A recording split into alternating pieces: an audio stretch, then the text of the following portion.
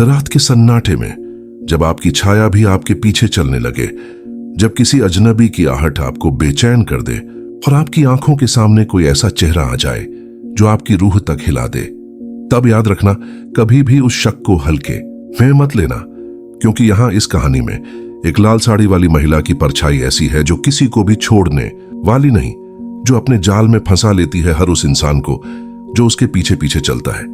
तो अगर आप भी रात में कभी किसी अनजानी आवाज या परछाई से डर जाएं, तो अपना ध्यान रखें, क्योंकि यह कहानी है उन खौफनाक सच्चाइयों की जो आपकी नींद उड़ा देंगी।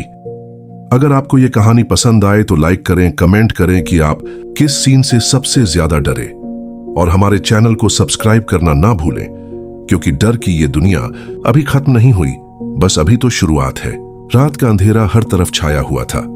सड़कों पर एक अजीब सी सन्नाटा और ठंडी हवा चल रही थी जो रूह को झकझोर देने वाली थी। एक पुरानी सुनसान सड़क पर दूर दूर तक कोई भी वाहन या इंसान नजर नहीं आ रहा था। उसी सड़क के किनारे एक महिला खड़ी थी, पूरी लाल साड़ी में लिपटी, जिसका चेहरा आधा छिपा हुआ था। उसकी चाल में कुछ अलग ही बात थी, जैसे वो धीरे धीरे मनमोहक ढंग से किसी को अपनी ओर आकर्षित कर रही हो। वह हर बार जब कोई कार या बाइक धीमी करके उसके पास रुकती, तो वो मासूमियत और लालच का ऐसा मेल दिखाती कि सामने वाला बिना सोचे समझे उसे लिफ्ट दे देता। लोग कहते हैं रात के उस समय उस इलाके में लिफ्ट मांगने वाला कोई नहीं होता, लेकिन उस लाल साड़ी वाली महिला की बात कुछ अलग थी।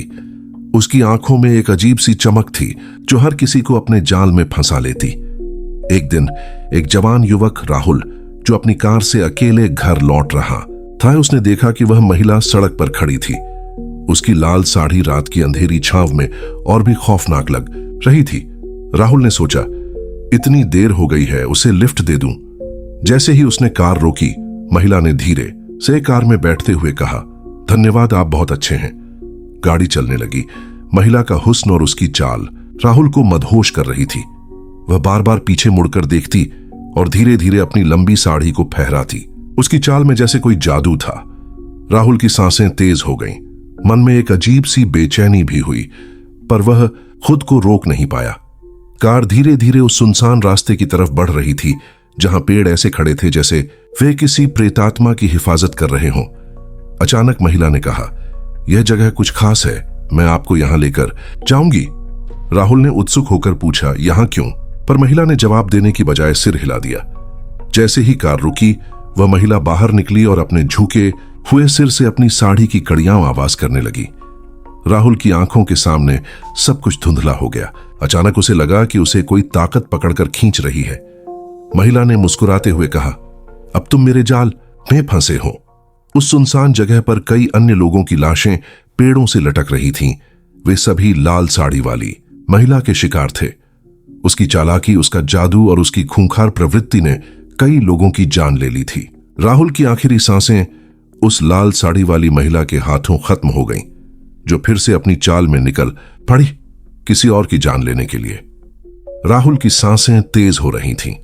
उसकी आंखों के सामने सब कुछ धीरे धीरे धुंधला हो रहा था। वह महसूस कर रहा था कि उसे कोई अदृश्य शक्ति अपने पास खींच रही है। उसका मन चीख रहा था, लेकिन आवाज बाहर नहीं आ पा रही थी। उसने अपनी कार की चाबी पकड़ने की कोशिश की, पर वह हाथ से फिसल गई।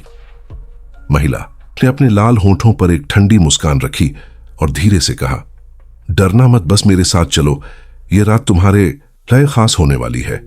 राहुल की आंखों के सामने वह पेड़ों से लटकती हुई लाशें आईं, कुछ झुककर, कुछ अधजली, कुछ तो लगभग कंकाल बन चुकी थीं। हवा में सड़ी हुई गंध फैली हुई थी, जैसे कोई पुराना कब्रिस्तान यहां मौजूद हो। तुमने जो भी सोचा वह सही था, महिला ने कहा। यह जगह उनकी कहानी सुनती है जो मेरे जाल में फंसे। राहुल ने कड़वेपन से कहा, तुम कौन हो? तुम क्या चाहती हो मुझसे?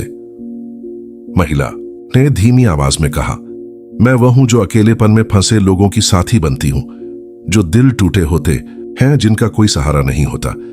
मैं उनकी आखिरी उम्मीद बन जाती हूं। और फिर उसके शब्द अधूरे रह गए, क्योंकि उसने एक बार फिर अपनी साड़ी की आड़ में अपने लंबे बालों को झटकते हुए एक अनदेखी ताकत का आभास दिया। राहुल ने समझा कि वह कोई साधारण महिला नहीं है।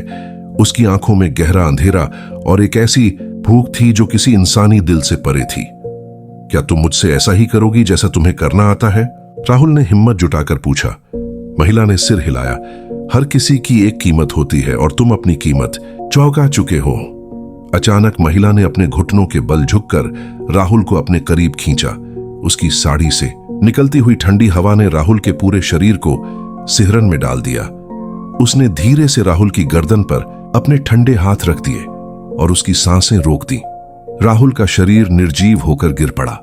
महिला ने ठंडी और बेरहम नजरों से उसके शरीर को देखा और मुस्कुराई।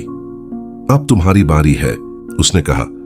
लेकिन तभी पेड़ों के बीच से एक हल्की आवाज आई, जैसे कोई किसी को आवाज दे रहा हो। महिला ने तेजी से उस आवाज की ओर देखा, पर वह हवा में ही विलीन हो गई, मानो वह कोई परछाई हो। राहुल की आंखें खुल गईं। वह धीरे धीरे होश में आने लगा। उसे पता चला कि वह मर नहीं पाया था। वह उठ खड़ा हुआ और जल्दबाजी में कार में बैठकर वहां से भाग गया। पर उसका मन अभी भी उस महिला के जाल में फंसा हुआ था। वह रात उसकी जिंदगी का सबसे बड़ा डर बन गई, यह सोचकर कि कहीं वह फिर से उसकी जिंदगी में न आ जाए। लेकिन लाल साड़ी वाली महिला के बारे में अफवाहें शहर में फैलने लगीं।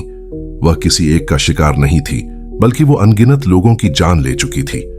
किसी ने कहा कि वह उस जगह की आत्मा है जो बदला लेने आई है। किसी ने कहा कि वह कोई प्रेतात्मा है जो हर किसी को अपनी चाल में फंसा लेती है। राहुल ने ठाना कि वह उस महिला के रहस्य का पता लगाएगा और उस काले जाल को खत्म करेगा। राहुल की रात अब चैन की नहीं रही। वह लगातार उस लाल साड़ी वाली महिला के बारे में सोचता रहता था। उसकी अजीब चाल, उसकी ठंडी मुस्कान और उन पेड़ों से लटकी हुई लाशों का भयानक दृश्य। उसने ठाना कि वह किसी भी कीमत पर इस डरावनी गुत्थी को सुलझाएगा। अगले दिन राहुल ने शहर के पुराने पुस्तकालय और स्थानीय लोगों से उस स्थान के बारे में पूछताछ शुरू की। लोगों ने उसे डराने धमकाने वाली बातें बताईं। किसी ने कहा कि कई साल पहले उस इलाके में एक महिला रहती थी जो लाल साड़ी पहनती थी और उसके साथ कुछ भयानक हुआ था। कुछ का कहना था कि वह महिला किसी बुरी आत्मा के वशीभूत थी और अब बदला लेने निकली है। राहुल ने ठाना कि वह उस जगह का दौरा करेगा जहां महिला उसे ले गई थी। रात के सन्नाटे में वह कार लेकर उस सुनसान रास्ते पर गया। पेड़ों की छाया और हवा की ठंडक उसे अंदर तक कंपकंपी दे रही थी।